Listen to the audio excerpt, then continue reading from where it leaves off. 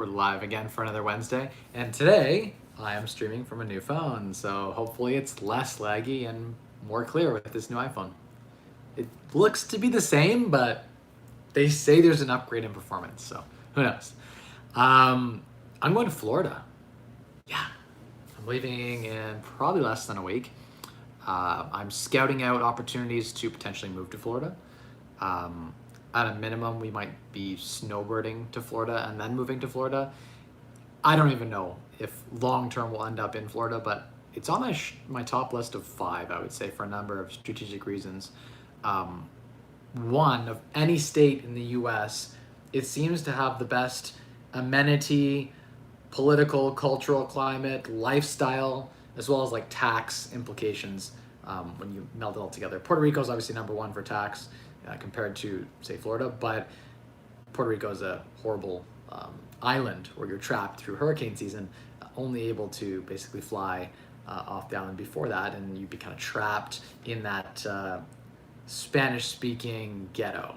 But the tax haven is much better in Puerto Rico, and it's got some beautiful beaches, and it's a beautiful island with a declining population.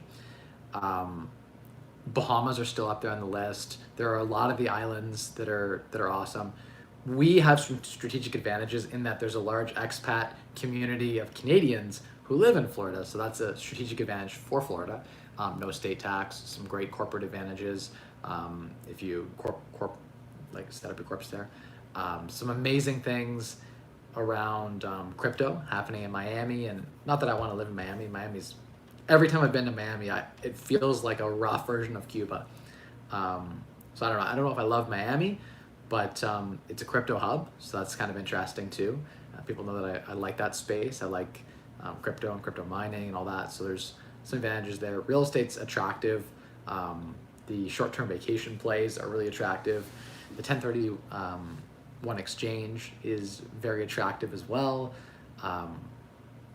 For those watching the replay or those watching right now, if you know someone in Florida that's a realtor or a wholesaler or a flipper, anyone that you want to connect me with, please send me a message on Instagram at Mike Rosehart, or through email or whatever other way, Facebook, you can reach out to me, or on here, and let me know who I should be connecting with. Is there a realtor or a person that I should be connecting with down there?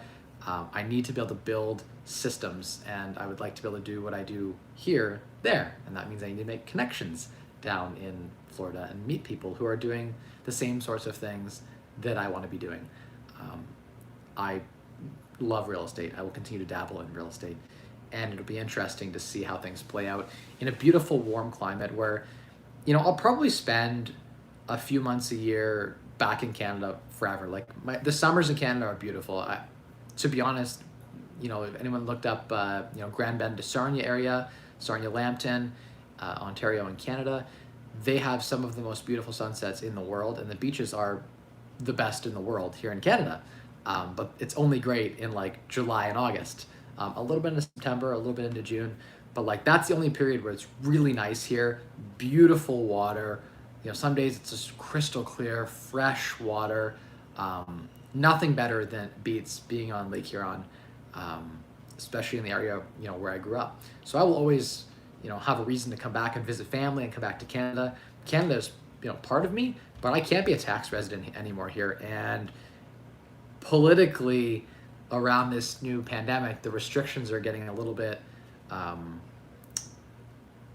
crazy, I guess is the word I'll use, but it just doesn't seem right. And so I can't stay and support that. So I'll be a visitor of Canada, not a long-term resident. In the next 2 years, 3 years, I'll pack up all my operations from Canada and not do business in Canada, period. Courtesy of the government and where they're going with their tax policies and where they're going with their mandates. So it's official, that's decided. Where I'm going, still not 100% sure. I need to go scout things out. One of the places that is interesting is, again, Florida is on that list. So we are going to Florida. We're packing up and leaving for Florida, maybe for the rest of the winter. We're not sure yet, maybe for a few weeks. Next week or in a few days, I'll be packing up and heading to Florida. So I'll be live probably next week in Florida. Maybe I'll be still driving down next Wednesday. We'll see. Depends when we leave. And we're going to take our sweet time. We got 3 kids, so we'll stop along the way and enjoy our ride down there. We're not going to do it in one day. We're going to take our sweet, sweet time. But yeah, there's lots of things to do in Florida as well. So if I'm missing on, my current to-do list, if there's a city that I need to check out, send me on Instagram a message. Let me know the city that I'm missing.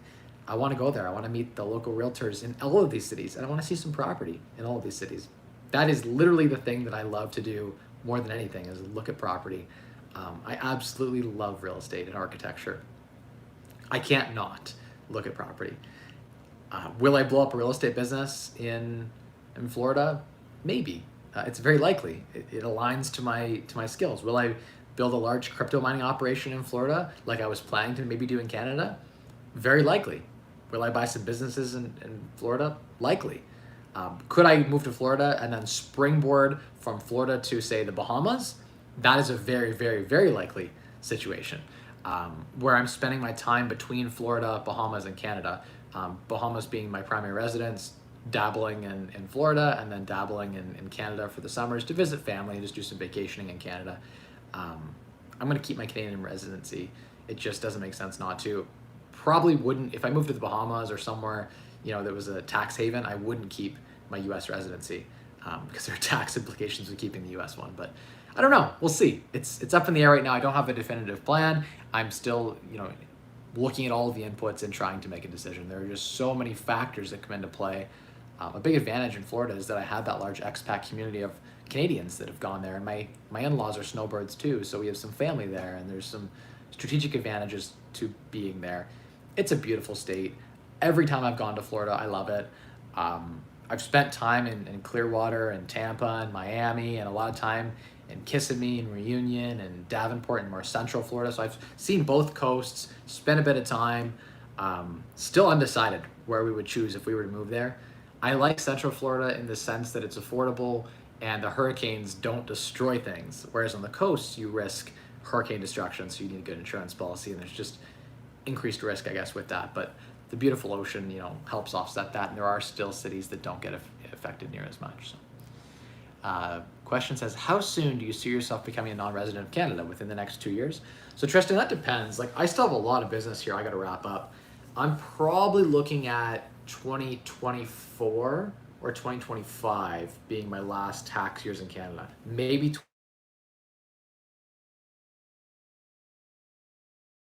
Thank you. Roger's always calling and trying to offer the newest and latest and greatest promotions. So I decline that call. Yeah, so I don't know. That's the current plan. It takes a bit of time to wrap things up, and I love Canada. The tax atmosphere here is lukewarm at best, and it's getting worse. They're talking about 75% inclusion rate on capital gains tax here in Canada. That's coming out in the spring. They're talking about raising rates from 54% tax to 59%, right? And when you talk about some of the additional taxes around property tax, HST, 13% sales tax and everything we have, property taxes, they're talking about increasing them 30, 40% by raising the values now. The current impact values of properties in Ontario are like 1/3 to half of the actual values. And so they need to reevaluate all the property to then raise the property tax roll.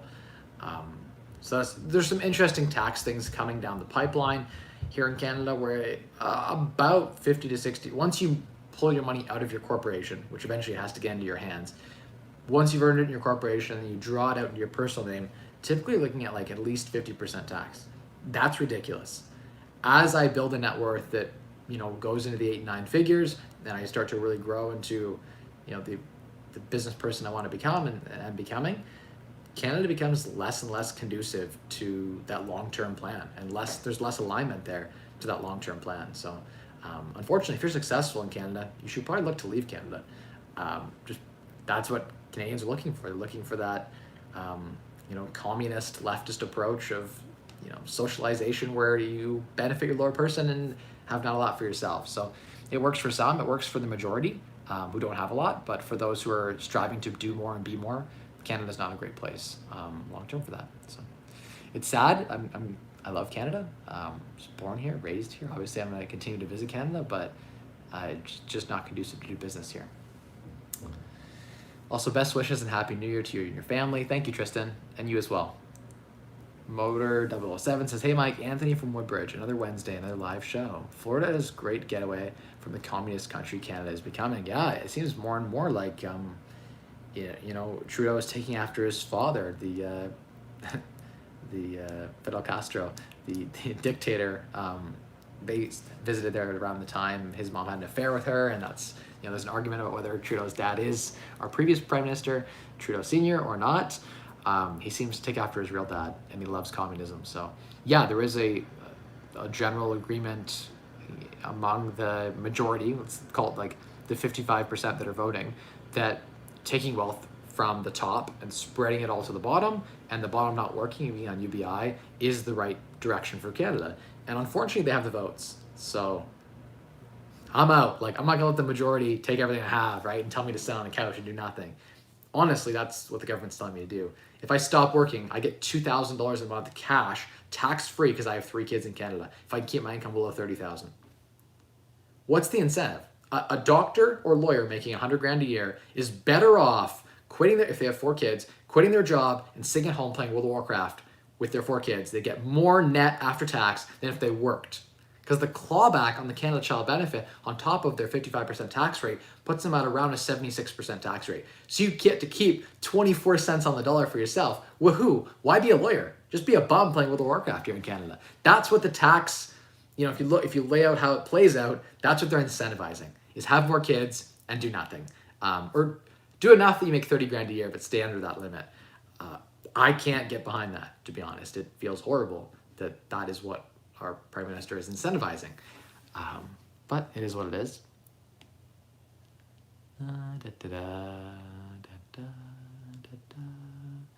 Yeah.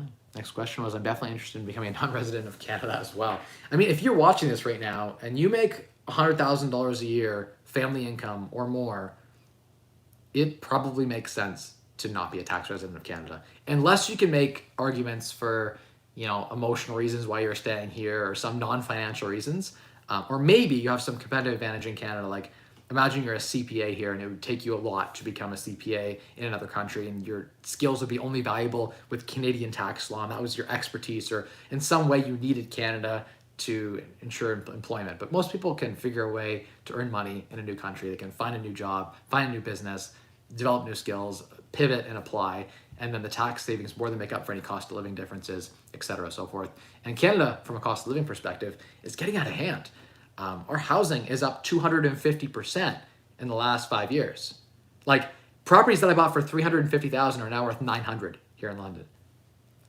What was once slightly unaffordable is now becoming astronomically unaffordable. So there's a number of things that are driving, I think, Canada to become not a great place in 5 years from now. And even now it's becoming less and less affordable. I could probably sell my current place for a couple of $1,000,000, and a couple $1,000,000 in Florida gets me a popping mansion. Like, a few $1,000,000 here doesn't go that far in London. You get, like, my place is all right, but you can get a way nicer place in, like, the Bahamas. I can have an island, like a resort, for the same amount of money. And I could have staff that service it, and I would still be net ahead on the tax savings alone, right? So it's hard to say no to living in paradise and having more. Better lifestyle, way more money, and then it all being paid for with your tax savings. There's some interesting pieces that come into play, and it's the more I make, the harder it gets to ignore. There are emotional reasons why I love Canada. I'd love to stay here, and my kids are in school here. We're looking to do homeschooling anyway. I don't love that the current curriculum is designed to raise my kids to work in a 9-to-5 job.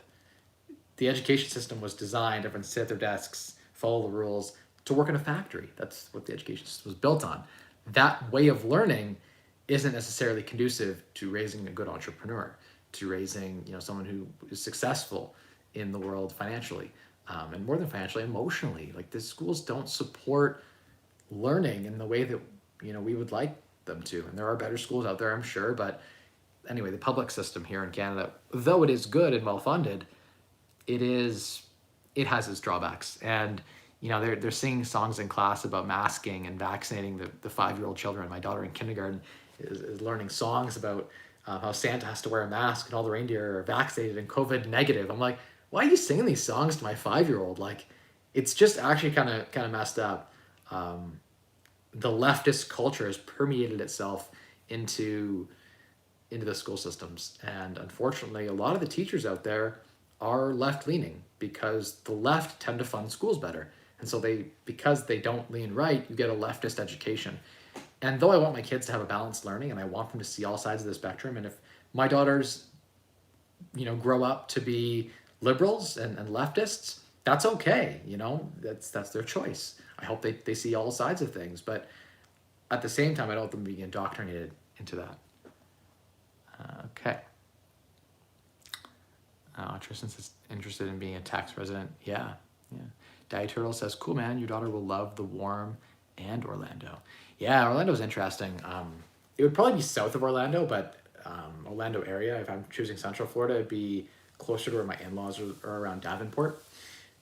I don't know if we'll end up there or not. I like the fact that hurricanes don't really, affect things negatively in a huge way towards Central Florida. It tends to have calmed down by the time it meets the center. You get off the coast. I do like that it's close to Disney, and there's a number of attractions there like SeaWorld and Disney World and a number of other things that are close by. So you could Airbnb and make a play of it. I don't know. I love being on the water too. Like, there's just something nice about waking up and hearing the ocean and smelling that and having that, that freshness in your nasal cavities from the water. It just produces something that I can't describe it, but it's a feeling that is just, it's similar to being inside of a forest too, where you're just deep in nature and you have that breath of really great oxygen. It's just different than living in the city where there's no water nearby, or living far from nature. So it's a piece of happiness, I think. Desmond says Ben Mala has events in Florida where you can meet lots of real estate. Yeah, totally.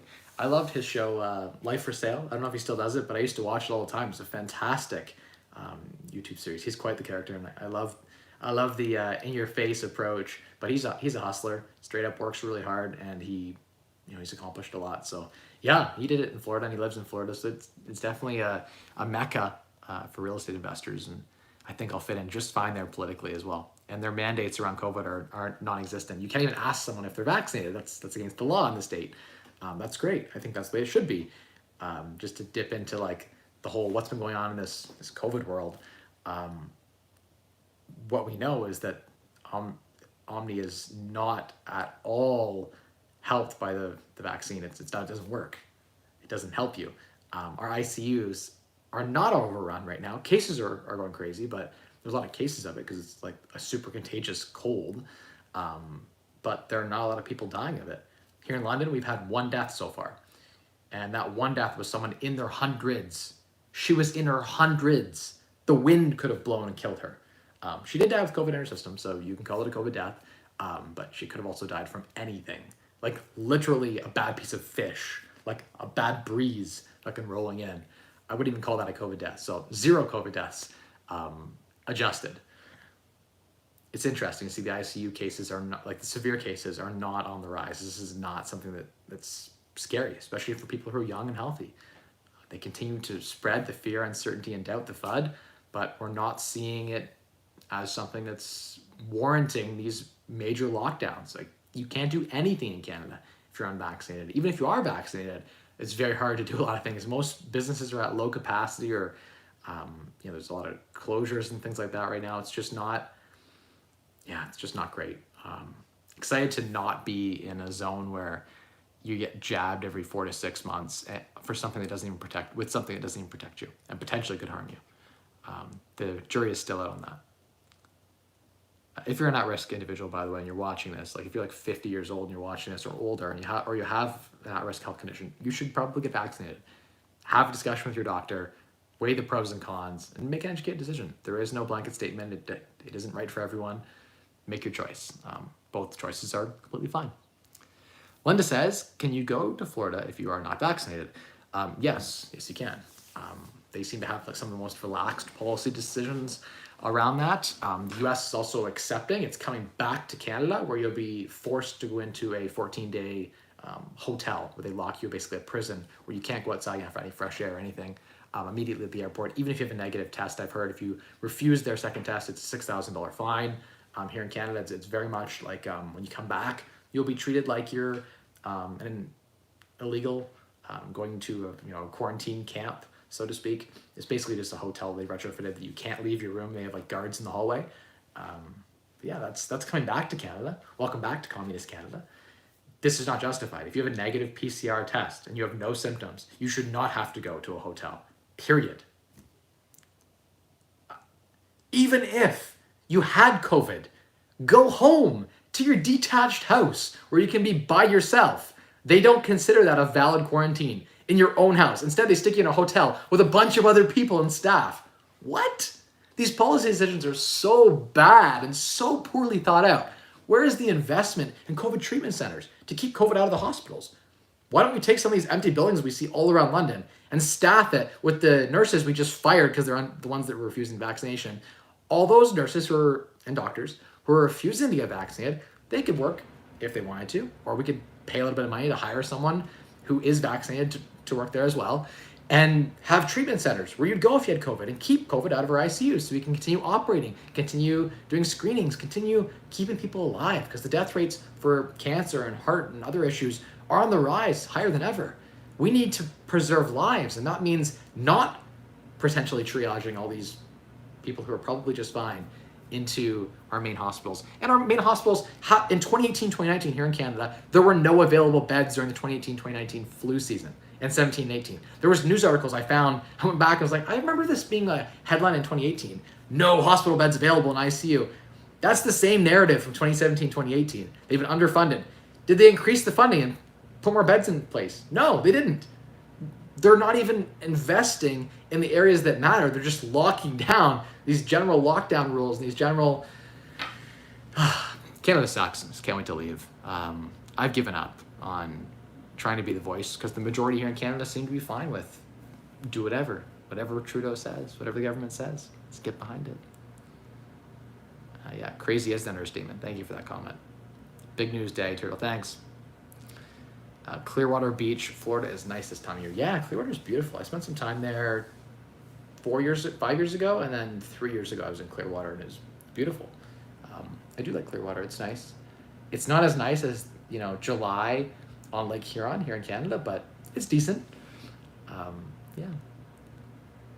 King says, as a Canadian, you can only spend 6 months at a time in the US, right? Are you an American too? King, so if I were to, initially, yes, I would just spend the winters, try to find a business that I could buy there, invest in something that I can then apply for an E2 visa, and by investment, become a citizen of the US. If you're rich, it's really easy as a Canadian to move to the US. It's like, you pay a firm like 10 grand, they help you with the business plan, you buy a business on there, you spend like a couple $100,000 on a business, and I think you can qualify. It's like 250K or even less. I think the minimum is 100,000 USD on a business that's employing some of the people, adding to the economy in some way, and that's enough to sustain you and your family. Boom, you can get an E2 visa and move to the US. It's super easy. And if you're really wealthy like I am, it's hella easy. I invest a couple $1 million and boom, like they're like, please move here. Yeah, investment via buying a business or by investment is super easy to get citizenship. So not an issue at all. I would definitely want to no longer be a Canadian resident. So that would be the goal. Will I then stay in Florida long term, or will I pivot then to the Bahamas, which is again like a 45-minute boat ride, half-hour plane ride from Miami, so super close to Florida, and then make that my residence. You have to spend 6 months in your primary residence typically. In most countries, it depends. Around 183 days you have to spend in that place.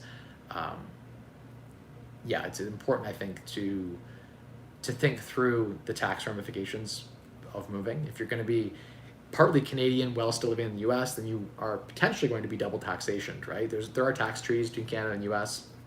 And if you structure with a good accountant, you should avoid the double taxation.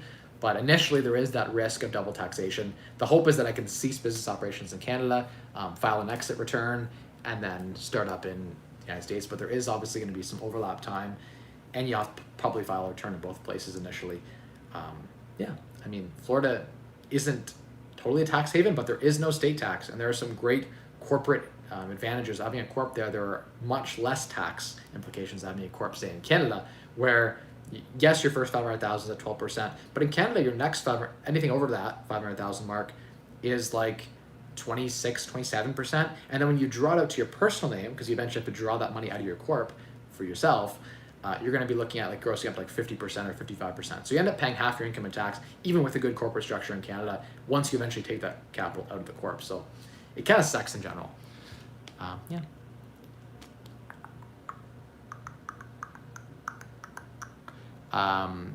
Shehab's blog says, what's the safest place in Florida to raise a family?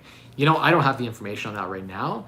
There are some great pockets in Florida, some great gated communities, some great places I've driven through where like all the houses are well kept and nice. If you're living in a rich area, I can guarantee you, if you're living in an area that has thousands of $1 million houses around you, that community is going to have very nice schools. So you find out where all in that nice community, where are all the kids going to school, and then it'd be really easy for you to then discern those areas. But depends where you want to be too, right? Like West Coast, East Coast, Central Florida. You got to remember that Florida has a population the size of all of Canada. Like all of Canada's population in just the state of Florida. It's a huge state. Geographically, it's not as big as Canada, but it's still, again, it is a huge state. Yeah, I mean, there's a lot of great places. Unlike in Canada, all of it can be lived in. There's a large portion of Canada that is not uninhabitable. Ugh, couldn't get that word out. Uninhabitable. There's lots of areas in the Canadian Shield where it's rough, rugged forests and mountainous and super cold. So there's a lot of Canada that isn't used, right? Whereas Florida's quite populated. It's quite densely populated. So there's lots of opportunity there as well, which is interesting. For someone like me, I can do a lot more from a business perspective. Next question. Kids schools. So yeah, there's lots of kids schools. We probably will choose homeschooling. We're looking at, like a nanny who can help us with homeschooling. We just like homeschooling better. If we want to move or we want to go on vacation for a month or two, we can continue on their learning plan without them falling behind. There are ways to socialize with having them in, certain sports and groups and things like that, where they can get that socialization aspect without having to go to school. We're not sure on that. We like the homeschooling front. That's just our personal preference. We can give a better quality education and have that flexibility as well. So that's what we're thinking. I have 3 kids, so they'll keep each other busy from a socialization perspective. Do you consider buying real estate after a potential crash in the US? Anytime after something crashes, you have to look at the fundamentals and try to understand if there's opportunity there. And we don't see a crash in Florida right now, but prices are still below what they were in 2008 in Florida, interestingly enough. More than almost a decade and a quarter, decade and a third later, prices still haven't reached the highs of 2008. So I don't know. It's a different environment than it was in 2008 for sure. Inflation is a big piece of the adjustment over the last 15 years or so since that last recession. I think there's opportunity in Florida, lots of it. And if you're smart in what you're buying, there's great cash flow. Especially with the Airbnb, if you can nail that with good operations in the right area, the right location. And COVID does tend to go the wayside, which is, it's seeming next year that we're going to be looking at it sort of dying off. Like it's not as deadly as it was before, so it's not as scary. We might go back to people are now willing to travel, where they were putting it on hold for a year or two. Like, okay, finally, I'm not afraid anymore. This is a cold. This variant isn't scary, and they're deciding to travel. And so that's good for the Airbnb industry. And I like Airbnb. I like that aspect of real estate better than long-term tenants. There are pros and cons. In Florida, there's some really great landlord rules compared to here in Ontario. It's a lot easier to evict a non-paying tenant or a delinquent tenant. So it's an interesting opportunity there and in many other markets I've been looking.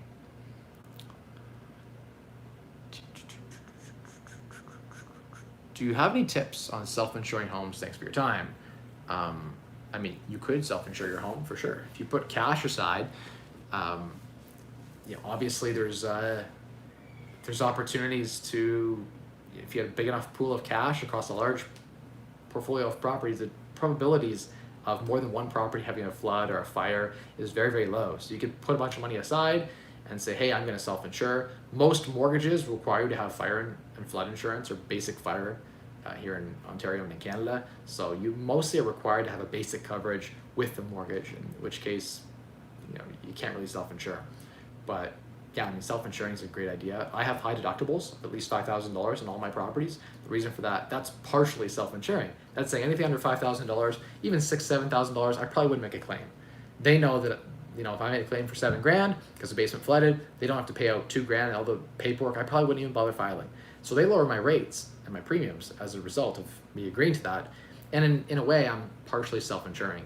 And then if a big thing happened, like people died in a flood, or you know, not a flood, a fire, someone died in a fire, then they could sue the insurance company for the $2 million liability policy, and I don't have to cover any additional amount. So yeah, I think liability coverage is good to have in your property. Insurance is smart to have in general, but you only are required to have it if you have a mortgage on the property, which you should have a mortgage on the property. And it depends on the mortgage company's policies, but by and large, insurance is required when you have a large fund putting a mortgage, or a large bank putting a mortgage on your property. They want to have protection on their money they've invested at such low rates with you.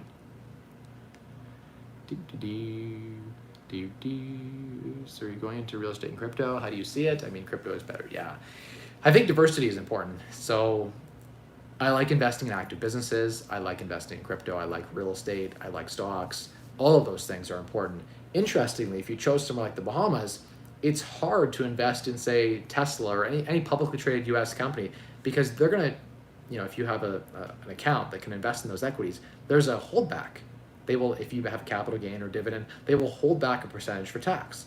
So even if you live in a tax-free zone like the Bahamas and you own shares in Tesla and Tesla Moons, when you go to sell those, there's going to be withholding tax. So you're still going to pay tax, even if you live in the Bahamas where there's zero tax.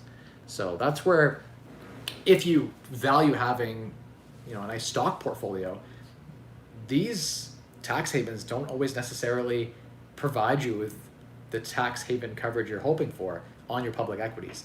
And so Florida, when you factor that in, isn't as, actually Puerto Rico is the best, because in Puerto Rico you can actually own US companies and US shares and stocks and still have, sorry, my furnace just turned off, looks like. Nice and quiet in here. Like the furnace is right behind us here and there's ducks right above us. Yeah, it's one of those things where Florida's not that bad when you think about wanting to have a balanced portfolio, because a balanced portfolio would include US equities. And so there's a bit of tax you're going to pay no matter what, no matter where you go. And the nice thing is Florida has really nice amenities. It's a first world country. Whereas, you know, some of these Caribbean islands that have no tax, they aren't first world countries. They're second or third world countries, and there's higher crime and there's tougher stuff going on that you have to deal with. Hey Kyle, how you doing? Hark's Creative, one of the OGs from the this YouTube channel. You guys remember, he was the guy behind the camera. He was the guy, even on some of the live shows, you would have seen him helping me set up and, you know, give me a lot of motivation to keep the channel going. I haven't posted in years, I know. We haven't made any videos, but we still did a live show. Are you coming to the Citadel before you leave? Yeah, I'll be going to the Citadel and up to visit you as well, probably in June. I'll be driving out to up to Alaska and doing a trip up to the Yukon to visit my wife's brother. We're going to stay up there. That'll be next summer. So we're doing a road trip, and I will come and visit for sure. I'll come see you. I'm not moving to Canada, or moving away from Canada quite yet. I have a lot of stuff to wrap up here. So I'm going to Florida to scope things out and start the process, but it's a multiple years process to migrate everything I have here, you know, to a new country. So working towards it. The next question, I was mid-question and I saw Kyle pop up there. William was saying, my daughter wants to buy or build a crypto mining rig. Any advice? Appreciated. So William, you can go on to Facebook, onto Kijiji, Craigslist, all those resale places, and find people selling rigs. That'd be a great place to go. There are a lot of scammers on there. Be careful. I've been burned for 14 grand from a trusted source who tried to source rigs. So just be careful. I think the best way to do it is to trade cash for physical rig if you're buying just one. Another option is you can go out to, you know, Canada Computers and, you know, Best Buy and all the different places that sell graphics cards and go buy some graphics cards. Make sure you buy the right ones, do your research. Some of them are locked, some of them aren't locked. The ones that are locked can't mine Ethereum. Ones that are not locked can mine Ethereum. You can mine lots of different coins. Ethereum is the preferred choice right now, but eventually it will go to proof of stake and we'll have to pick another coin to mine. Bitcoin doesn't mine so well with graphics cards. You have to buy like an ASIC miner, which is designed to mine just Bitcoin. So there's lots of ways you could mine. I am by no means an expert, but I would say go out and buy a rig. You can get a nice rig. You could plug it in your house for like 10 grand, 15 grand, in that range. And that would allow you to produce anywhere from 800 to 1,200 bucks a month on one rig. So the payback on it is like a year or less. There is nothing you can invest in that has a guaranteed payback of 1 year. And even if the crypto goes to shit, you can sell the components that you bought for 80% of what you bought them for. So the max loss is a 20% drop, and the max gain is like 100% a year, and it could last you 5 years. Some of the rigs last 5-6 years, are still pumping. So you could be looking at a 500% upside over 5 years and a 20% to 30% max loss. That to me is a no-brainer. Real estate doesn't come close. If you could lever these crypto mining rigs up, that's the next level. So that's what I'm looking at. Is like in Florida, there are people who have crypto mining farms you could buy, like whole factories full of these things for like 3, 4, 5 million bucks. You could buy one of these farms that's producing 400,000 or 500,000 a month, and guess what? Now you've got a business. You go to the bank, and the bank will finance your entire crypto mining operation at 3%, 4%, 5% interest. Now that's interesting. When you apply leverage to a good business with low downside, that's like what I was doing in real estate. So if I could do that in the crypto space with a better return, just all around better business, it's interesting. Definitely very, very interesting. There are obviously risks and things associated with that, and I still haven't made a big foray into the space yet, but I'm learning and I'm educating myself and doing beta tests.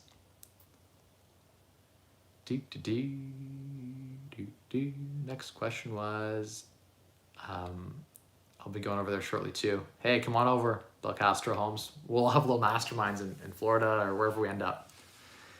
The next question was, hey Mike, heard you mentioned hesitations living in Dubai. I've been considering moving there for tax purposes as well. Could you expand on the reasons you're hesitant? Thanks.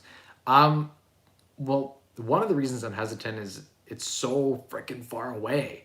It's far from Canada and the world that I know, right? And we at least have family in Florida. We at least have family that's, a lot of people we know travel to Florida often.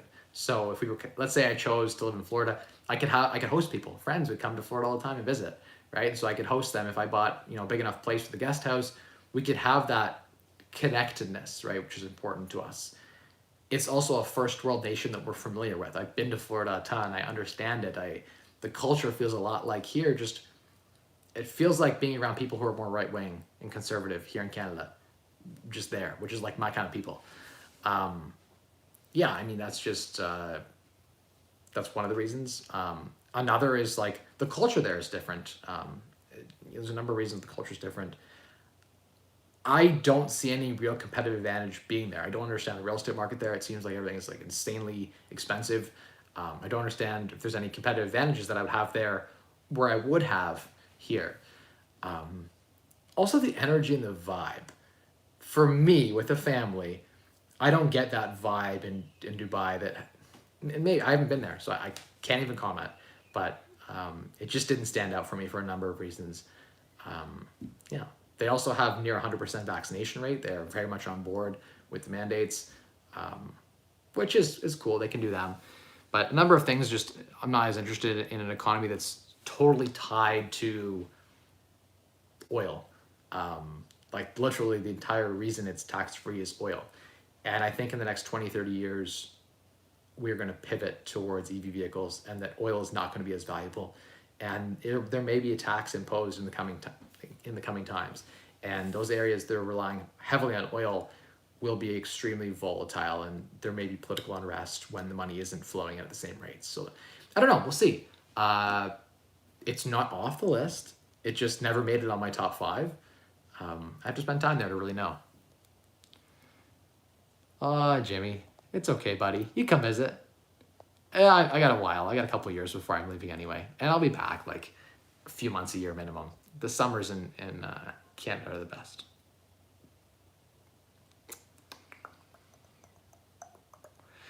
Joe says, hi Mike, do you have any tips on self-insuring homes? We answered that question. I talked about how it's required for your mortgage, but yeah, you definitely could set money aside and kind of build your own pool. There are cooperatives of people that get together and build little insurance pools where the fees are going towards those people who own that cooperative. So there are opportunities like that too, but By and large, insurance is sort of necessary if you're going to have a mortgage on your property. It's probably a smart idea anyway if you're going to rent out your property to have some liability coverage.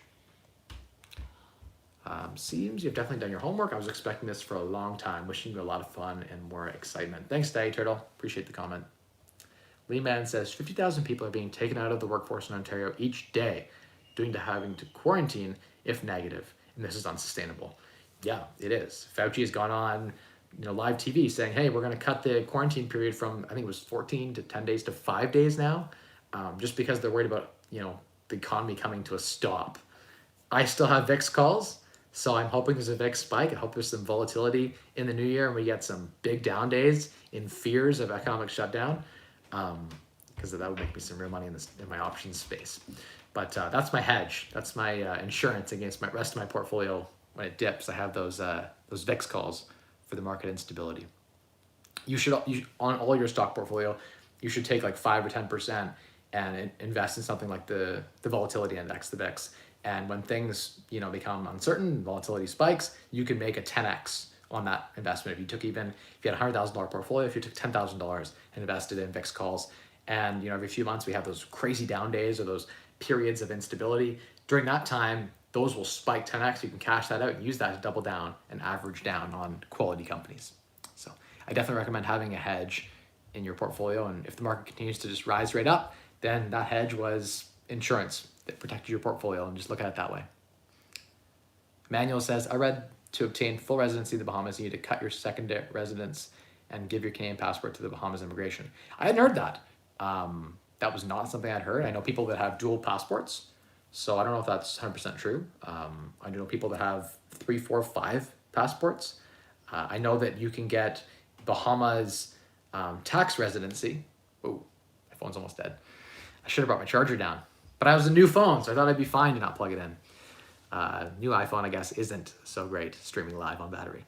I think I started with like 70% battery too. This is disappointing. We're at 20% now.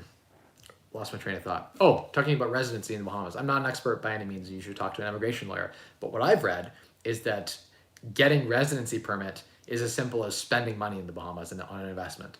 So it's very easy to have a Bahamas corporation set up. And even if you're not a Bahamas resident, you can buy a residency permit to stay as long as you want. Basically, you pay some of that in the Bahamas, you get whatever you want. They are very corrupt. So it's, no, I wouldn't worry about that at all. I haven't heard that to be true. Wherever I go, if I'm not a tax resident, I will still be I still keep my Canadian passport, always. I'm not going to go to a country that makes me give up my Canadian passport, I don't think. But you never know. It may end up happening to me. I don't know. We'll see. We will see. Can never say 100% sure. Anything these days.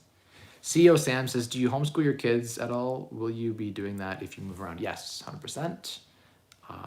Homeschool is definitely one of the top options, unless we can find a really great school that meets a lot of the things we're looking for our kids. And in Florida, that means we're going to have to pay for that. It's going to be a private school probably. We'll see. I mean, I might be able to give a better quality education with a homeschool nanny teacher that comes to our house and provides that. So we'll see. Nico says, congrats, man. You made an excellent decision. Thank you. SEO Sam says, is your wife on board with wanting to move to Florida, or does she feel like she wants to stay in Canada? We've had lots of chats about this. Her parents snowbird in Florida, so she's always been open to us snowbirding to Florida. So the door has always been half open, let's say. It is difficult to leave everything behind, but she's on board with the fact that our lifestyle improves substantially when we move to Florida. It's a better quality of life there. The tax savings alone by moving to a tax haven, Bahamas, wherever, provide us enough money to have a small village, working, like the village we lose here, we can build there with the tax savings alone, right? We can have a better quality of life. That said, we're not going to leave Canada and, it's like I'm never coming back to Canada. We will still see our friends and our family. We'll come back and visit. I'll probably spend the summers, 3 months a year in Canada. It won't be my home anymore, but I'll still come and visit. Home is where the heart is, and I think wherever we move, we'll be able to put down roots, and it'll feel great. So, yeah, it's one of those things where she is on board. Obviously, I'm not going to make that move without her being on board. We've had a number of conversations about where we'll end up. She likes Florida better than the other tax haven areas like the Bahamas, et cetera, so forth. I'm driven very much by the tax savings, and I like being somewhere like Puerto Rico or the Bahamas, but I'm not a single individual. I have 3 kids, a wife. There's other things I have to deal with, right? So I think that it makes a lot of sense to, I'm always going to keep one foot in both waters and keep my eyes open. Florida might be a place we go for now. Florida could also become a place we don't want to live anymore. If some changes came into effect there, it might be one of those things where we shift to the Bahamas. Now they're 45 minutes away. It's like moving from London to Sarnia. Pretty close, geographically speaking. I don't know. I don't know. She's very fearful of hurricanes, so us living on the island might be a bit of a challenge. We would definitely have to flee during hurricane season, so we would just travel to Europe or wherever during hurricane season. That's our tentative plan right now, is do more traveling that we never got to do in our 20s. Like, my 20s are coming to an end. I just turned 29 now. Like, I'm in my last year now being in my 20s, which is gross. But yeah, traveling is something I really wanted to do. Like, when I was 18 and 19, I had friends who were, I was in second year university, and friends were traveling all around and enjoying Europe and all these amazing places. I didn't get to do any of that. I saved everything I had, and I lived completely on the frugal, cheap reinvestment program for like a decade. And so I went without a lot. And, you know, I did go to Brazil and Africa, and I've been around a little bit, and we had some great experiences, but I could have had way more great experiences. And that's what this next decade is all about. And so it's about spending time abroad and broadening our children's horizons to all the things in the world. So we're excited for this new chapter.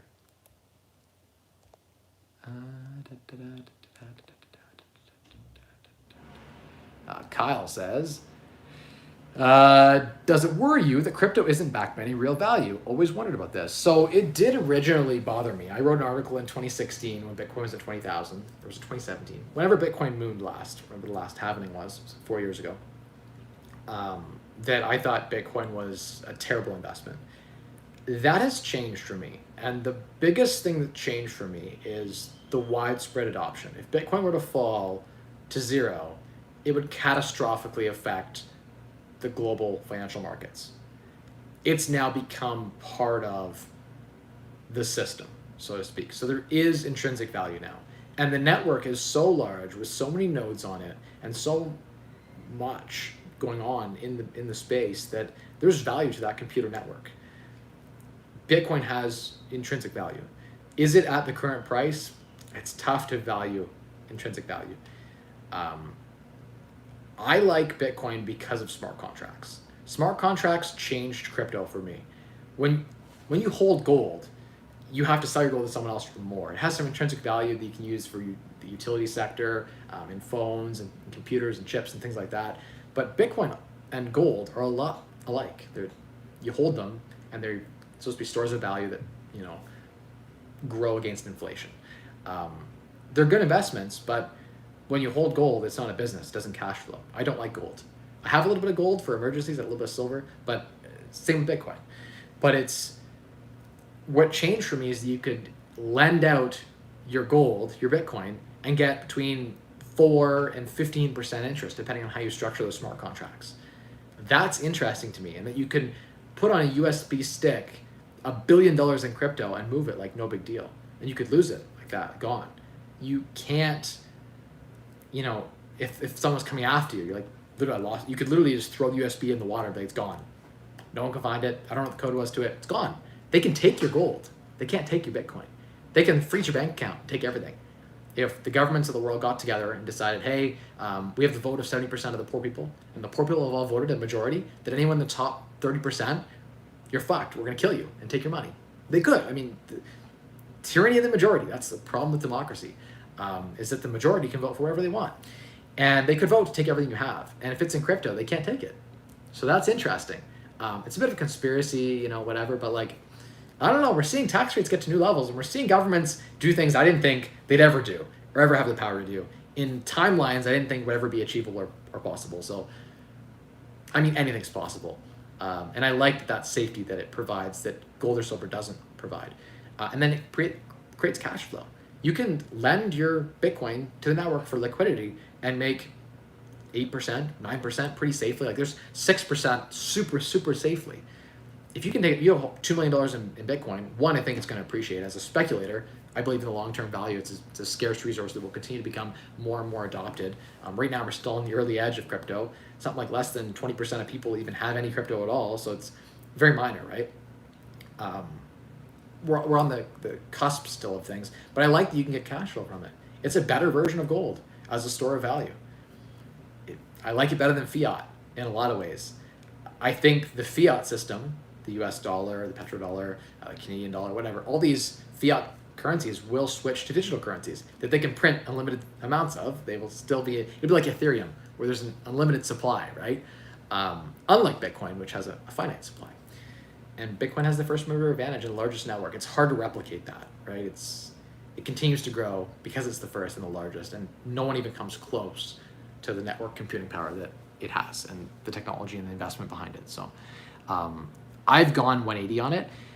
Would I ever put my whole net worth in just crypto? No, I wouldn't. It's just like maybe a 20% or 25% of my net worth in crypto, but that might change for me. Right now, that's how I feel comfortable. It's a bucket of different buckets that I would invest in. And I like crypto. I just, you're right. There is always the chance that Bitcoin goes back to $10,000 a token. Who's to say the intrinsic value is 10,000 versus 20,000? If enough government regulations were to come out and companies had to divest out of Bitcoin and couldn't accept it as payment, which governments like the US could come out and say that tomorrow, that's a major risk. So it's high risk, high reward.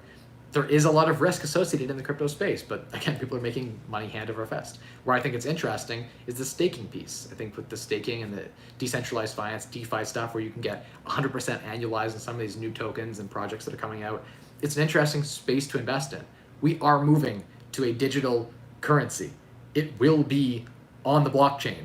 That technology is the future as we move towards a metaverse world, right? That is the future.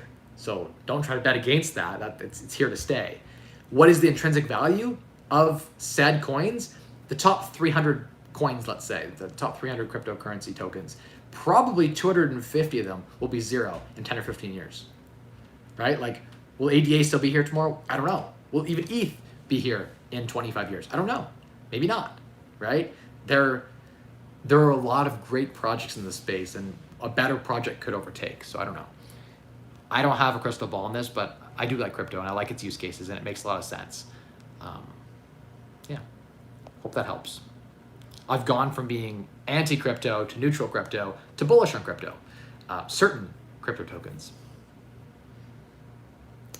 And I love Mara, by the way. I, full disclosure, have $6 figures dollars in shares in Mara. I love crypto miners. I think it's undervalued right now. So yeah, I'm interested in Mara and Riot, MicroStrategy, and a few others. But I like the miners. Yeah, I do. Juan says, thanks for sharing wisdom with us again. Greetings from Sarnia. Thanks, Juan. Definitely, Kyle. I'll let you know the dates, 100%. Stay away from collapsing buildings. Yes, that's probably a good idea in general. Thank you for the comment. Hark says, mining is amazing. I'm buying 2 more for the new house. 4 rigs running, 4K a month. Nice. Crushing it. Joe says, don't leave us. It's Jimmy. SEO Sam says, do women have to wear head coverings in Dubai? Not sure, but the culture there does seem very different from the US and Canada. Yeah, it does. I don't believe that there's anything with the head coverings. It's a good question. I don't know. That's disgusting. I would never let my kids live in a place where they had to cover their heads. That's ridiculous. No interest in a culture like that.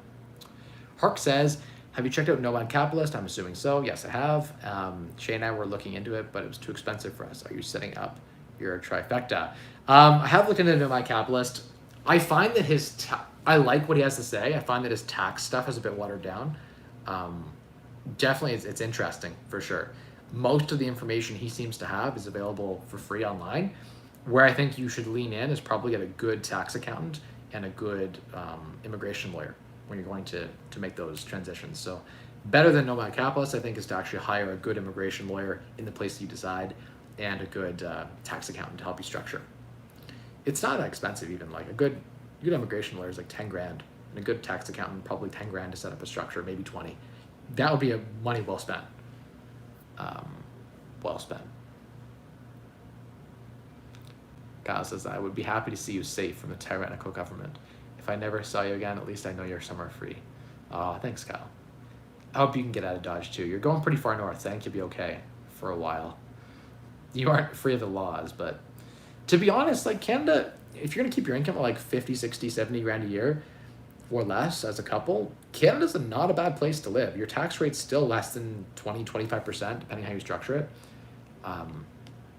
Yeah, crypto's, again, interesting too, as Canada becomes a communist nation. Someone says, I've been investing in stocks with leverage for the past few years. I've been upping the leverage during dips. At what point would you consider paying back? Any extra dollars I have is going into the market. Leverage, the best time to utilize your leverage is when we've seen the S&P 500 dip more than 15%. That's when you start using your leverage. Otherwise, I would say keep 2/3 of your leverage available. In a an up market like we saw in September, as an example, I would say you want to be less than like 1/3 of your leverage used. So keeping most of the leverage available for those dips. If you use too much of your leverage and we see a big dip, you might be forced to sell those quality positions at discounts that you don't want. Instead, you want to be buying at those discounts, not selling at those discounts. So stay invested in the market, of course. We don't know long term, we know the market goes just up over time, but we don't know where it's going to go in the short term. So I'd say save your leverage when the world is speaking doom and gloom and there is blood in the water in the markets. That's when you want to be buying with leverage. Of course, if you have a lot of leverage, just insure yourself with the VIX. Buy some insurance, protect yourself. Daddy Turtle says, keep us posted in regards to citizenship progress. Are you sure you're going to get a reasonable choice? I don't know confused by that question, but I'm sure that money solves all problems, and there's probably not a country or no country that I want to go to that wouldn't accept me with enough, capital investment into their local economy. Typically, they're interested in fast tracking your citizenship. Emmanuel says, the thing I don't like about the U.S. residency is that they added the COVID vaccine this fall to obtain a green card. So we're going to have the same problem if they don't take it out eventually. Will that continue to hold up? I don't know. I haven't heard that. I know in states like Florida, it's illegal to even ask the vaccination status. So I'd be curious if that, I haven't looked into that. The vaccine isn't the worst thing in the world. Like, I've accepted that that's part of this current reality. It doesn't seem to protect us against Omni. Really, it's not holding up. If you look at the ICU cases and just the number of cases in general, most of the cases are vaccinated. So we know that it doesn't really work with the Omni. But who knows what the next variant is, the next cold and flu variant.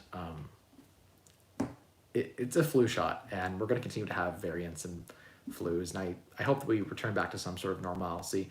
Regardless of if we do or don't, I need to leave this country for taxes. What are my thoughts on Mara? I already shared that a minute ago.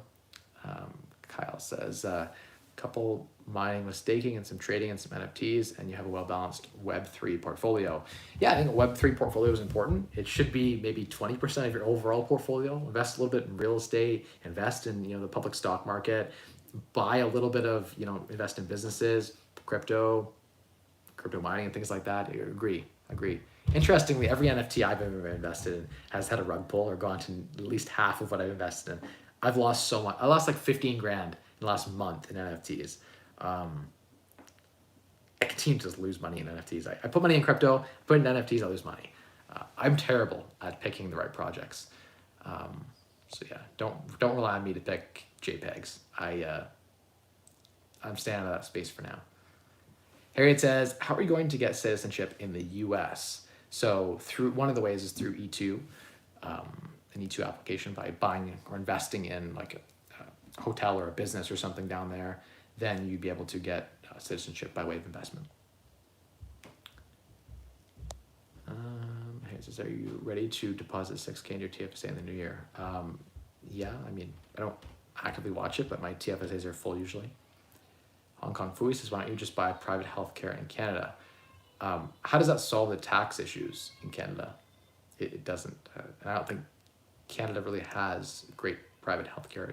It doesn't. We have shitty public healthcare. I wish there was a 2-tier system, but there isn't. Diet Turtle says, no need for head covers.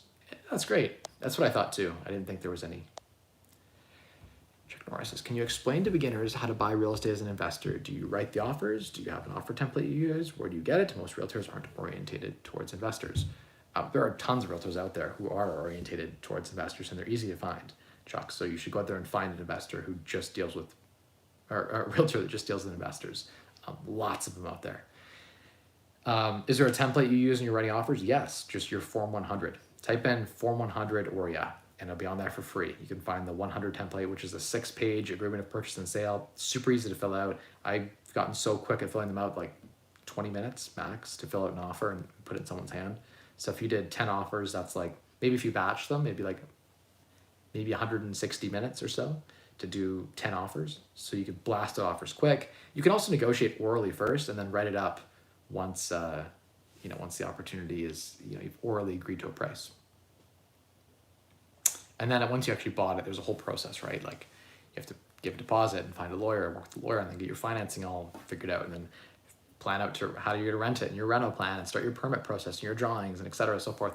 There's a lot of work in real estate for sure, more than other fields, but the payoff is good. Chuck Norris, no, I don't think you can use Law Depot to generate agreement purchase and sale. Maybe, but it's free. The template's like Ontario publishes the free Ontario agreement purchase and sale. There are multiple templates you can use, but why not just use the Ontario real estate one if you're going to be offering in Ontario? Look into Coin Bureau. Hark says he's nicely balanced his approach to crypto. I actually haven't heard of this person, but I'll check out Coin Bureau. I guess probably on Instagram. Kyle says real estate question. If you have just answered, he goes by Chuck Norris. It's great. I'm confused by that comment, but I'm glad that it got answered. By the way, your stream description says today, Mike 26. You may want to fix that. Yeah, I mean, I haven't updated anything in years on this YouTube channel. Probably the video descriptions, I'll say that, because I haven't changed the description in years and years. And I just turned 29 at the time I was 26. So, yeah, whatever. Like this channel, these streams have no advertisements. It's free. Can't complain when it's free, but I should probably figure out how to log in and update that. I haven't done anything on this channel except for hit the live button once a week for the last 2.5 years. Thank you for all joining me and still watching every week. And YouTube hasn't filtered or censored me that hard yet. On Instagram, I'm currently shadow banned. So, yeah, thanks. Thanks, Harks Creative. Thanks, Kyle, for the referral there. Mike made 6 figures through real estate, I made Kyle 6 figures through real estate. This is true. It's a good investment if you've got a mentor of some sort. Yeah, and if you can go through the process, it can make a lot of sense. Last question was, what are your thoughts on learning a trade over a degree? 100% financially, trade way better than degree. There are other emotional reasons why you might want the degree, but money-wise, don't go for the degree. Waste of money. Go for the trade. You'd be way further ahead, and then get into real estate or a new business, leverage that income. You'd be 4 years ahead in earnings, and that compounds to millions of dollars over your whole life. That jumpstart for the first 4 years where you're paying instead of first 4 years where you're getting paid in the trades, big difference. We're talking $250,000 difference by the time you're say you're 22 years old, one of them could be a couple $100,000 ahead of the other one when you factor in the debt and the gains. So I actually ran an Excel spreadsheet too on a master's degree and a Harvard MBA. If I were ever offered acceptance to Harvard MBA, I would decline it hard because financially it's a terrible decision to make. The opportunity cost is millions of dollars later in your life that you won't get back, I don't think. If you got accepted to the Harvard MBA program, you're probably already a top-notch individual and you'll do well in your life anyway. So the pay bump doesn't justify the 2 years of opportunity cost and 2 years of experience lost, as well as the cost of the actual education. So do you think you can make more with a trade? Yes, 100%, like a tile setter. Looking by your Instagram, you need a good one, judging from your Instagram stories. Yeah, I wish I had a good tiler. I have a rental tiler, a tiler who's done a lot of showers in my rental properties. The quality is not there for the mansion, so I've got to get that fixed up. Kyle says, Mike, we appreciate you, man. I've been here since the beginning and will continue to be as long as we put out content. Thank you, Kyle. Appreciate that, Kyle Fitch. And Nico says, where are all the warriors in Canada? I can't stand this government. There are no warriors. The warriors are leaving in droves to tax havens all around the world, like Florida and Arizona and Texas and Puerto Rico and the Bahamas and Costa Rica and all of the other places in the world, like, I don't know, Dubai, whatever, the Caymans. We're leaving because we are the minority, and the minority can't. We're literally holding Canada up. I pay like the average bum in the bottom half of Canada, I probably pay 30 or 40 of those people in tax. The bottom 10%, I probably pay more than 1,000 of them collectively together, right? Like, we're holding up Canada, and we're tired because we're holding it up, and the government's sitting there shooting us with BB guns. It's like, all right, I'm done. Someone else can hold this up. So anyway, I gotta go put my daughters to bed. It's been a long hour and 6-minute stream, and I already started 8 minutes late, so I am late for bedtime. Thank you all so much for watching. I really appreciate everyone tuning in each and every week, and continue to follow on the journey. I'll be in Florida in the next few weeks, so I'll be doing some posts, probably poolside. I don't know, we'll see. Depends where we end up. Maybe beachside if there's Wi-Fi. But yeah, I'll see you guys on Instagram, Mike Rosehart, and I'll see you on the channel every week, every Wednesday, no matter where I am in the world. I will find Wi-Fi, and you'll hear me talk shit. Thank you all for watching, and we'll see you next week. Remember, the secret to unlocking a wealth for you is 3 levers completely in your control of your financial future. Spend less, earn more, and maximize returns on the difference. It's as simple as that. All right, everyone, have a good night.